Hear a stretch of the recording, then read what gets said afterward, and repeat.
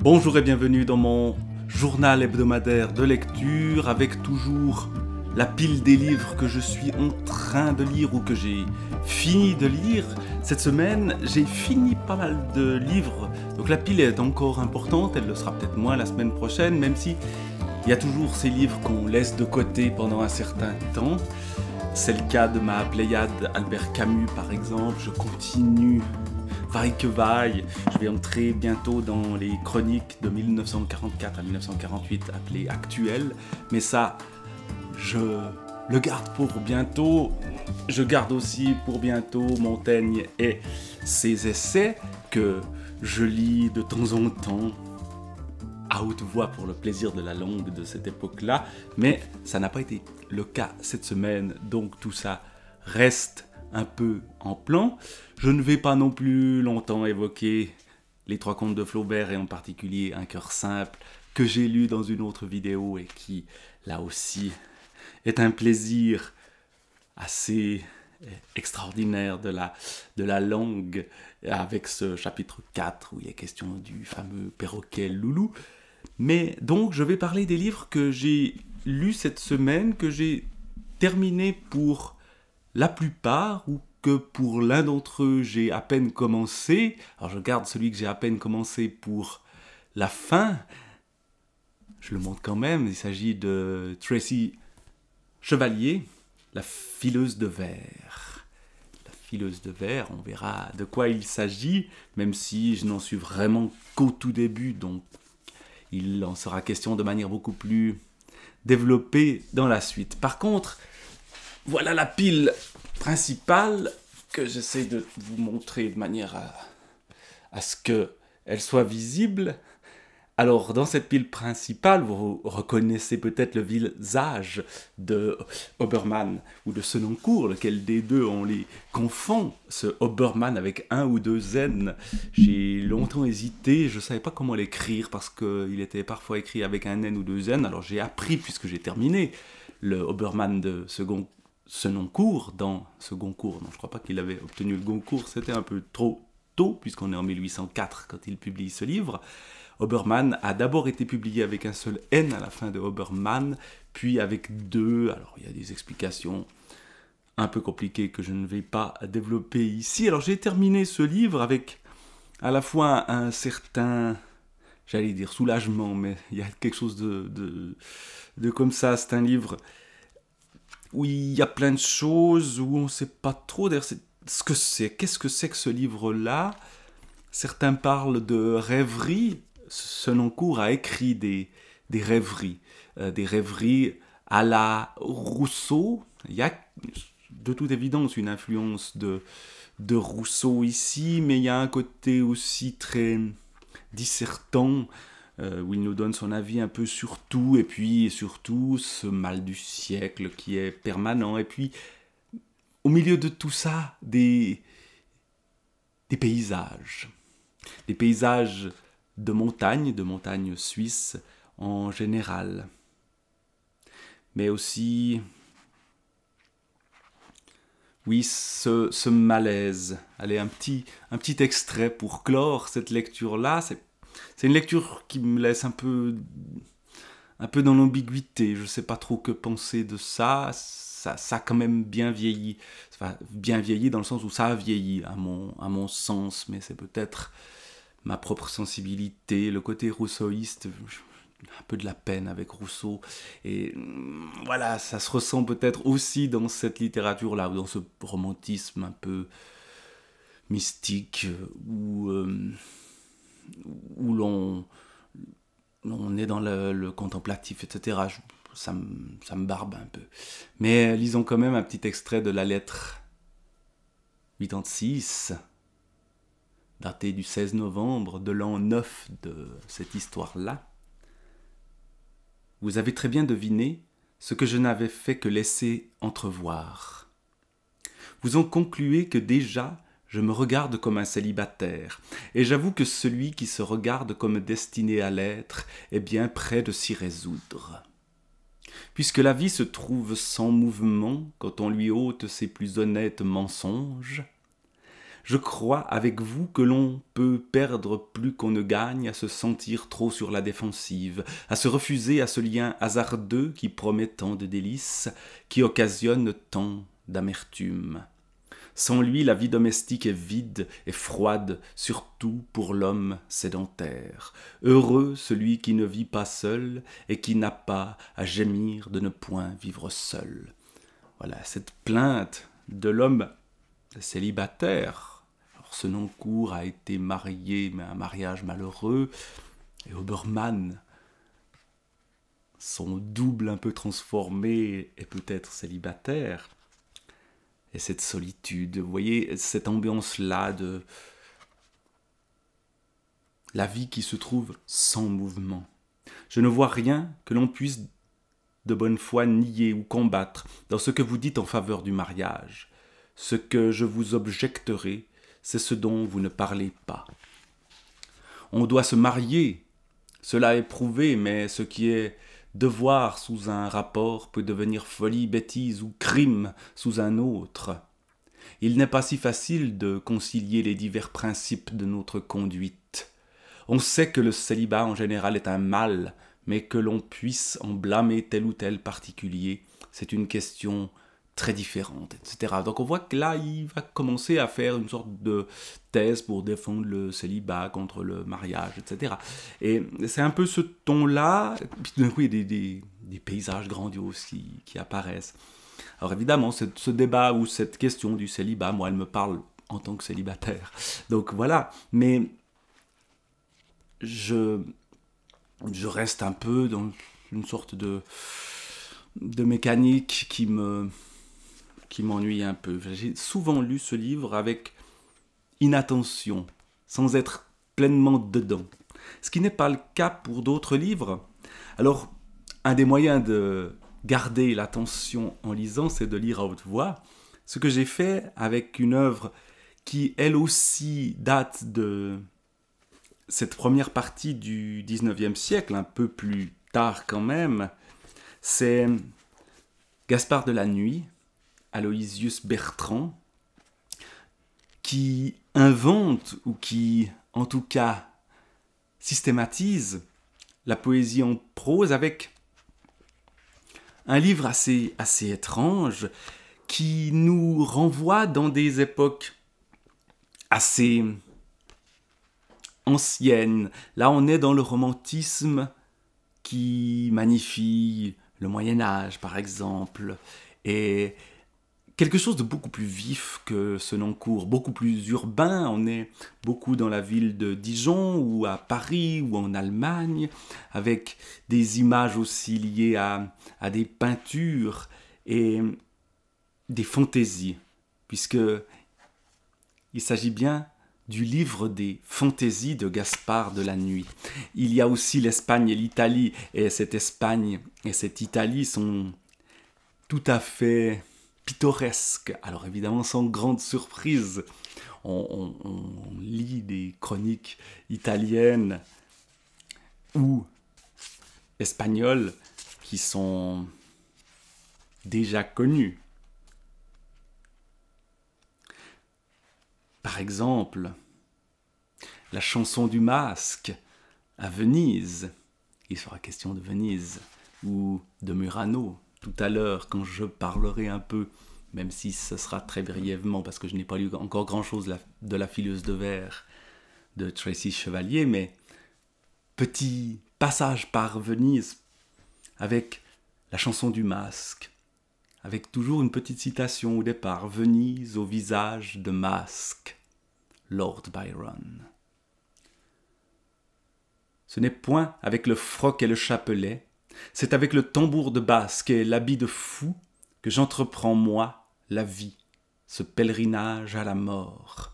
Notre troupe bruyante est accourue sur la place Saint-Marc de l'hôtellerie du signor Arlecchino, faut le dire correctement, c'est Harlequin évidemment, Arlecchino, qui nous avait tous conviés à un régal de macaroni à l'huile et de polenta à l'ail. On voit les gros clichés de la gastronomie aussi.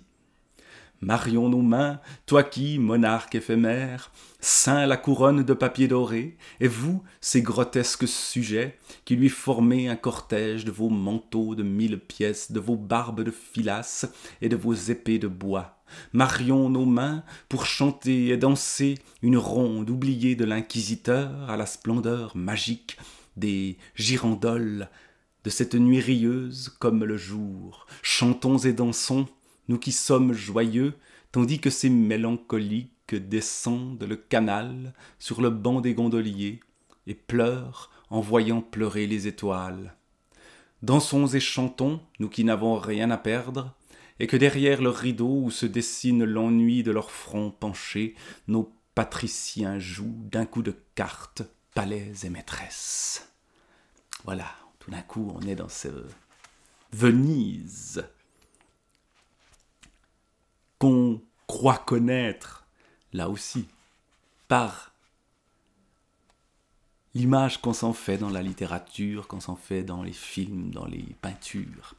Et on parcourt des peintures, on parcourt ces fantaisies, avec des récits aussi, des récits qui sont appelés chroniques, et puis des personnages un peu fantastiques, mythologiques, comme Scarbo. Scarbo, le nain. Il regarda sous le lit, dans la cheminée, dans le bahut. Personne, il ne put comprendre par où il s'était introduit, par où il s'était évadé. C'est un extrait des Contes nocturnes de Hoffmann. Oh, que de fois je l'ai entendu et vu, Scarbo, lorsqu'à minuit la lune brille dans le ciel comme un écu d'argent sur une bannière d'azur semée d'abeilles d'or. Que de fois j'ai entendu bourdonner son rire dans l'ombre de mon alcôve et grincer son ongle sur la soie des courtines de mon lit. Que de fois je l'ai vu descendre du plancher, pirouetter sur un pied et rouler par la chambre comme le fuseau tombé de la quenouille d'une sorcière. Le croyais-je alors évanoui? Le nain grandissait entre la lune et moi, comme le clocher d'une cathédrale gothique, un grelot d'or en branle à son bonnet pointu. Mais bientôt son corps bleuissait, diaphane, comme la cire d'une bougie, son visage blêmissait comme la cire d'un lumignon, et soudain, il s'éteignait.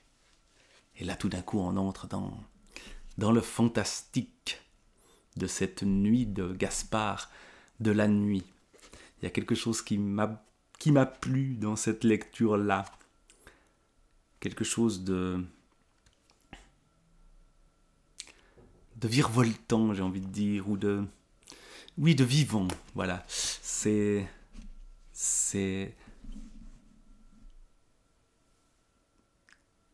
quelque chose qui fait du bien à lire. Alors dans mes autres lectures, il y en a encore 4. J'ai terminé là aussi plusieurs choses.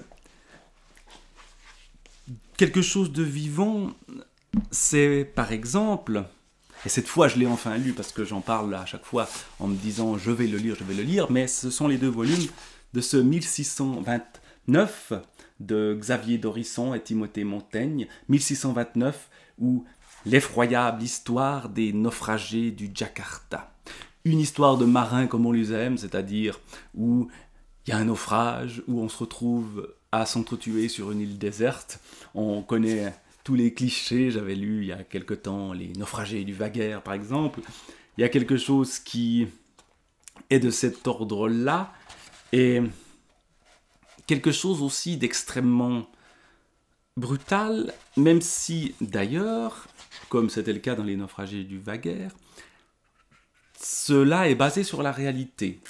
1629, c'est l'année où le Jakarta va donc quitter les Pays-Bas pour se rendre avec une cargaison de richesses énormes dans ce qui est aujourd'hui l'Indonésie, mais qui va s'échouer après un voyage plus long que prévu. Et il y a alors des dessins assez forts, beaucoup de sang, beaucoup de violence qui qui sont montrées dans ces planches quand on va, par exemple, pêcher des requins, quand on va aussi s'entretuer ou tuer le pauvre petit singe que l'on voit ici dans le noir de ces fonds de cale où les plus pauvres sont présents. Il y a toute cette hiérarchie de la marine avec la puissance même en mer de la compagnie qui donne des ordres à un équipage qui pourtant est composé de gens qui peuvent être violents et qui le sont, on le voit là encore, des scènes de bagarre, etc. Et donc ce Jakarta va faire naufrage, il va y avoir une mutinerie, forcément, il y a toujours des mutineries dans ce genre d'histoire, et il va y avoir quelqu'un, un personnage important qui est un apothicaire, un pharmacien, qui va un peu monter l'équipage contre ses chefs pour pouvoir s'emparer du trésor, puisqu'on transporte énormément d'or.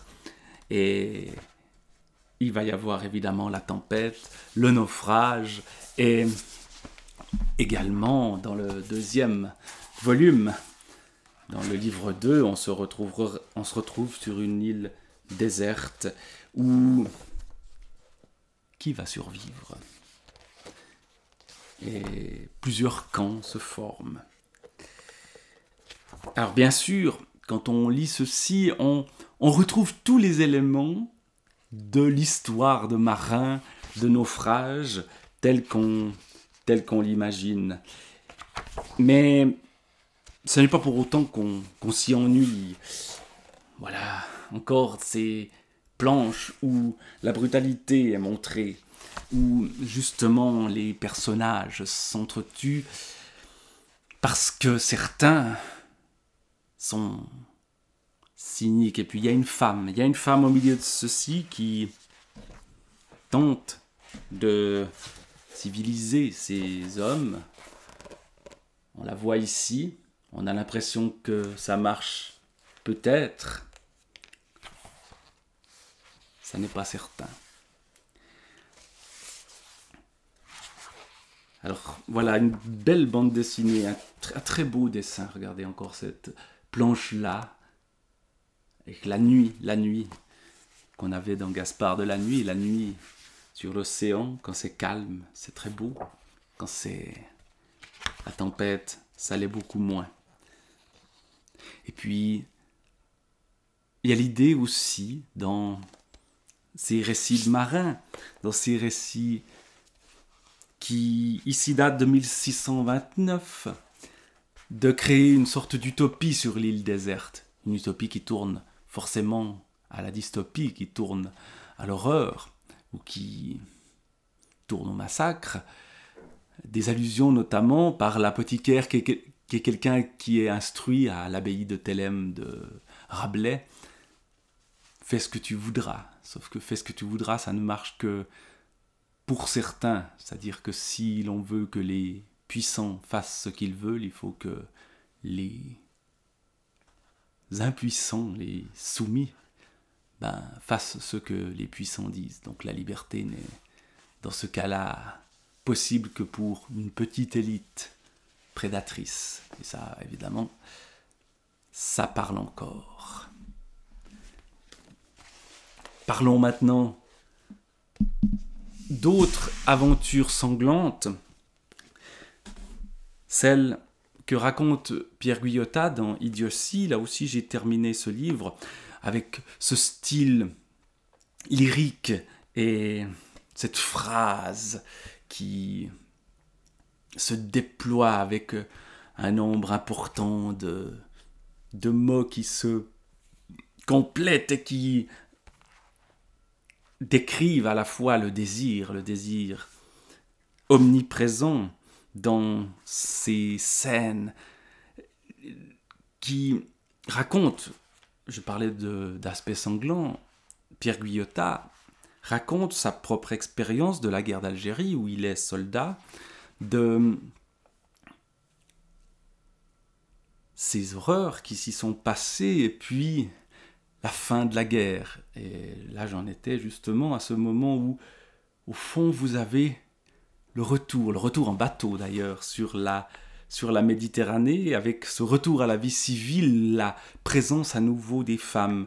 Ou alors une scène assez longue et assez difficile à se mettre dans la tête, je veux dire par là, à voir. Dans la bande dessinée, évidemment, on voit les choses d'abord, plus qu'on les lit. C'est un support qui nous aide à la lecture. Dans un livre comme celui de Pierre Guyotat, on a des images qui sont beaucoup plus difficiles à se représenter, parce que il y a une scène avec une femme muette, enfin, qui ne parle pas, dont il se rapproche, qu'il désire, mais il y a le frère ou un autre homme qui est avec cette femme, qui a un couteau, et puis il y a des camarades qui sont pas loin. On est dans une sortie vers la fin de la guerre, mais les soldats sont plus ou moins encore des soldats dans le sens où ils ont à moitié leurs uniformes, mais c'est déjà l'Algérie indépendante ou en train de devenir indépendante, et une sorte de poursuite avec un chien encore, etc. Et on lit ça avec une certaine difficulté, et en même temps il y a quelque chose de... Oui, il y a quelque chose de très beau. Un petit extrait pour s'en rendre compte. J'essaye de trouver un passage qui justement est lié à cette scène-là, si je la retrouve. J'en ai corné pas mal parce que justement c'était un passage assez extraordinaire.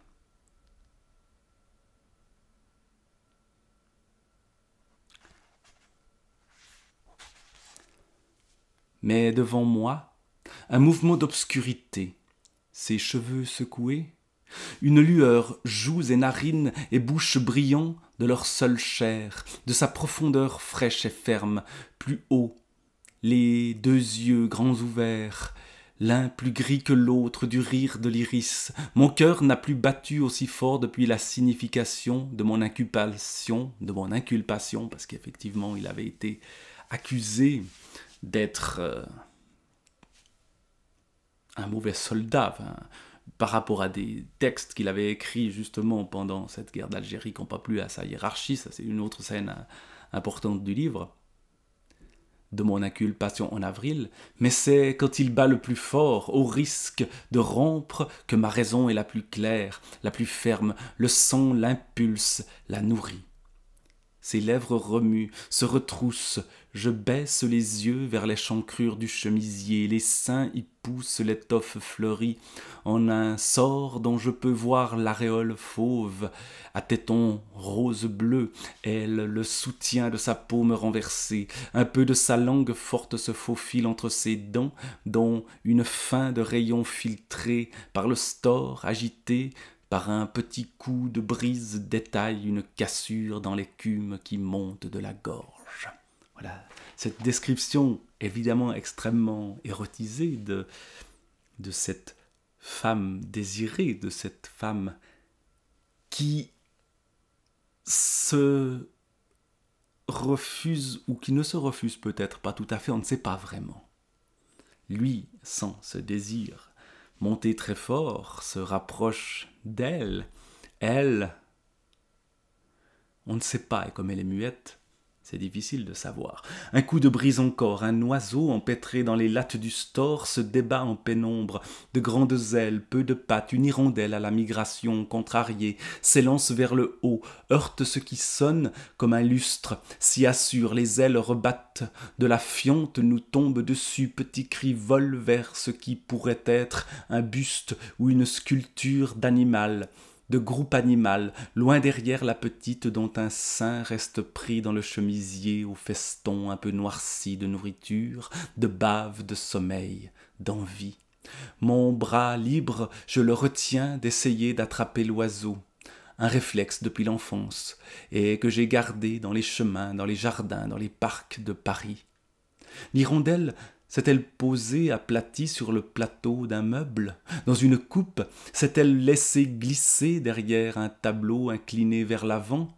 De près, sentirait-elle les espaces aériens terrestres, les espaces aériens maritimes traversés en bande, à son odeur, au parfum intact de sa gorge, de ses ailes, deviner un peu de son lieu de nidification, grange dauphinoise, villa balnéaire bretonne, âge, voir son œil, plaisir jadis d'y maintenir son regard, comme dans celui des vaches, des plus petits animaux, libellules, grillons, grenouilles, pour y trouver le signe de notre ressemblance, de notre fraternité, de notre égalité, leur vie enchantée dans les airs, dans les souterrains, dans les joncs.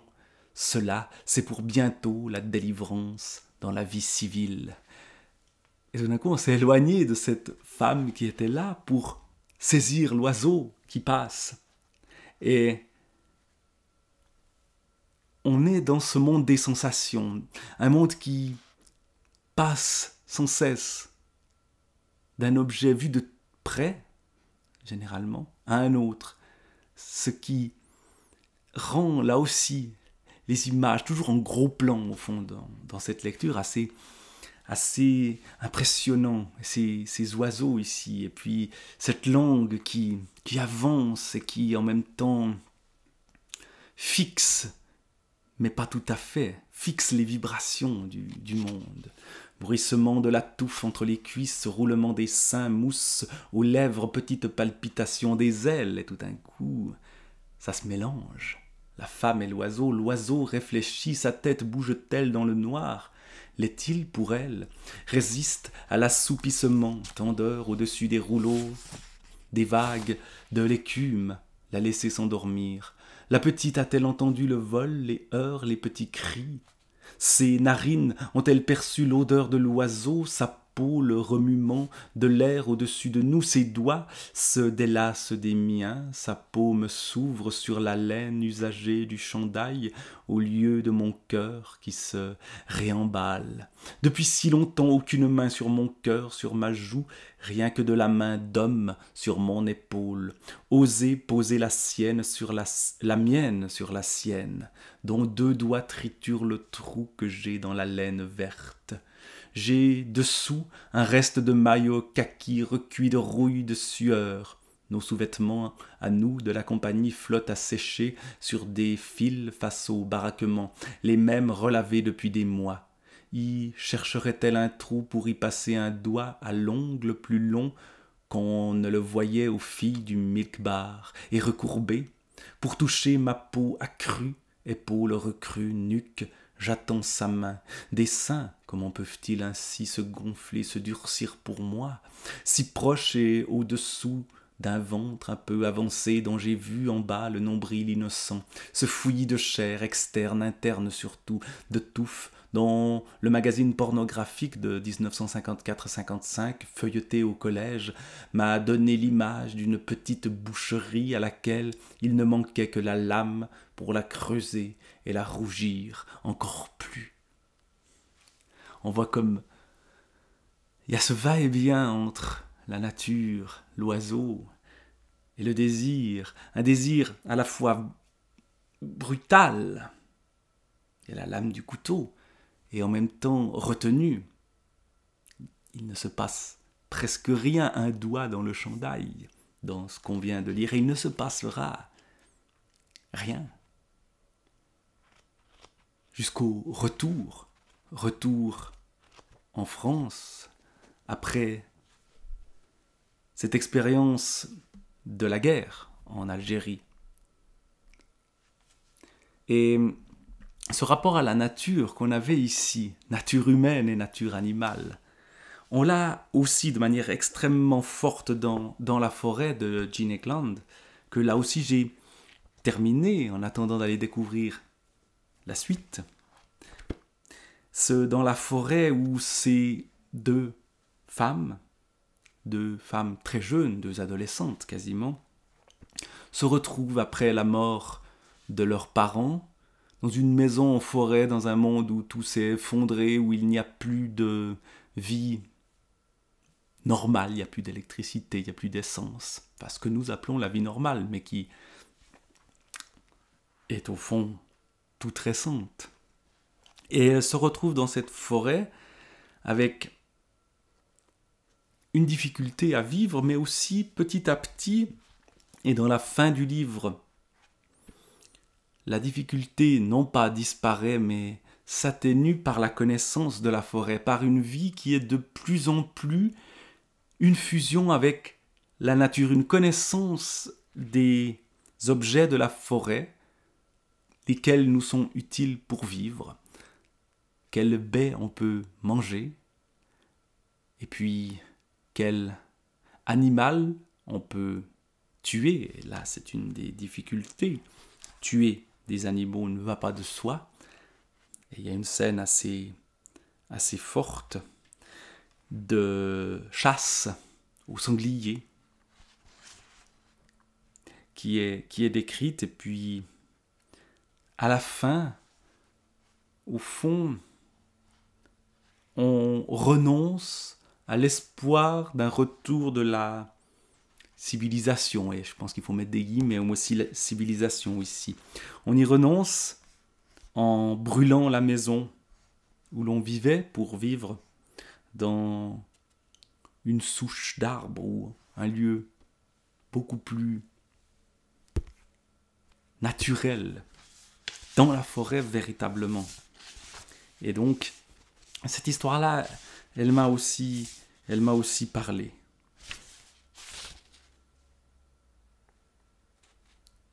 Elle s'est élancée dehors pendant que je me tenais sur le plancher où j'avais appris à marcher, au cœur de ces pièces qui avaient contenu presque toute ma vie, étreignant Burl. Burl, c'est l'enfant, il y a 2 femmes, mais il y a un enfant, un bébé qui naît, qu'elle nomme chacune avec un prénom différent. La narratrice l'appelle Burl, ce n'est pas elle, la mère, c'est sa sœur. Eva, Ève, qui donne naissance à l'enfant, au premier homme, presque une sorte de nouvelle genèse, dans un nouveau paradis terrestre peut-être. Étreignant Burl contre moi, et songeant à quel point c'était agréable d'être à la maison. Eva est revenue essoufflée et les joues roses en tirant le bidon d'essence. C'est le dernier bidon d'essence qu'il reste, et on l'avait gardé pour une grande occasion.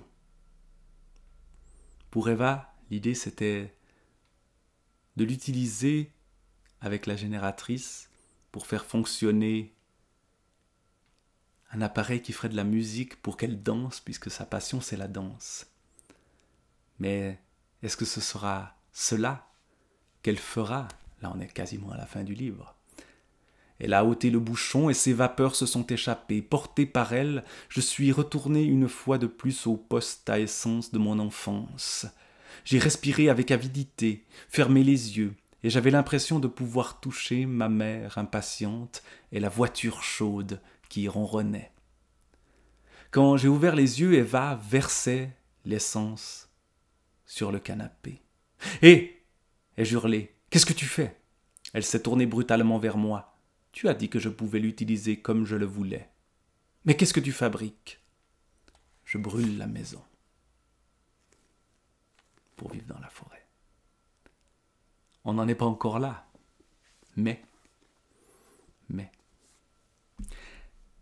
Et dernier livre dont je vais parler très brièvement parce que celui-là, contrairement à la plupart des autres, je ne l'ai pas terminé, au contraire, je l'ai à peine commencé, j'ai lu 20 et quelques pages. C'est donc La fileuse de verre de Tracy Chevalier. Je parlais de Venise avant, on est près de Venise, mais sur l'île où justement on souffle, où on file le verre. Et cela se passe, nous dit-on, donc à Murano,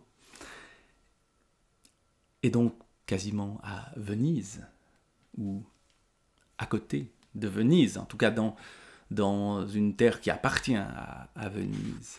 Il y aura une question de temps qui s'écoule peut-être différemment. Et je vous lis pour terminer, et ce qui m'intéresse dans cette lecture-là, c'est justement cette question du temps.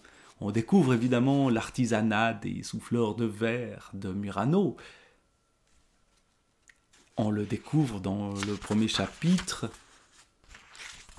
dans une époque ancienne, à l'époque de la Renaissance. Mais on traversera d'autres temps. Et ça commence donc par une brève explication du temps à la vénétiana, le temps à la vénitienne. La cité des eaux possède sa propre horloge. Venise et ses îles voisines ont toujours paru figées dans le temps, et peut-être le sont-elles. C'est vrai que l'image qu'on a de Venise, c'est d'une cité d'un autre temps. Alors, je ne suis jamais allé à Venise, mais on a cette impression-là d'une ville-musée. Construite sur pilotis dans une lagune et sillonnée de canaux, c'est une ville dont l'esthétique et une grande partie de la magnifique architecture sont demeurées inchangées depuis des centaines d'années. Si les bateaux aujourd'hui sont pourvus de moteurs, le temps semble toujours s'y écouler à une vitesse différente du reste du monde. Parmi les somptueux décors de Venise figure depuis des siècles le verre produit sur l'île annexe de Murano. Le verre est une substance singulière, le sable servant à le fabriquer se changeant en une matière translucide, voire transparente, lors de sa fusion. Il y a débat quant à la nature solide ou liquide du verre. Les professeurs de sciences ont enseigné à tort que, longtemps après avoir refroidi, le verre continue de couler, certes très très lentement, sous prétexte que certains très vieux carreaux de la fenêtre sont parfois plus épais en bas qu'en haut. La vérité, c'est que le verre ne coule pas, même à un rythme imperceptible, pour s'accumuler au bas de la vitre. L'épaisseur résulte de la façon dont les vitres étaient jadis fabriquées. Mais peut-être le mythe est-il perpétué, parce que nous aimons croire que le verre, tout comme l'île d'où il provient, obéit à des lois qui lui sont propres. À l'instar de Venise et de Murano, il suit son propre rythme. Les gens qui créent des choses ont un rapport ambigu au temps. Les peintres, les écrivains, les sculpteurs sur bois, les tricoteurs, les tisserands, et bien sûr les verriers, les créateurs sont souvent plongés dans cet état de concentration maximale que les psychologues appellent le flow, et où les heures défilent sans qu'ils s'en aperçoivent. Les lecteurs aussi connaissent cet état. Il est étrangement difficile de mesurer la cadence à laquelle le temps passe, de déterminer s'il fuit plus rapidement pour d'autres que pour soi. Comment être sûr alors que les horloges d'un endroit donné avancent à la même vitesse qu'ailleurs ? Que les artisans de la Cité des Eaux et de l'île du Verre ne vieillissent pas plus lentement que dans le reste du monde. Et donc on va entrer dans un endroit merveilleux où l'on vieillit plus lentement que dans le reste du monde, avec La fileuse de verre de Tracy Chevalier. Mais le temps est venu de mettre fin à cette présentation des livres en cours. La semaine prochaine, on parlera à nouveau de La fileuse de verre, ça c'est sûr, mais la plupart des autres livres, je les ai terminés, alors il y aura donc des nouveautés qui arriveront. Je vais sans doute me replonger dans Flaubert, ça c'est sûr, avec le dernier chapitre d'Un cœur simple.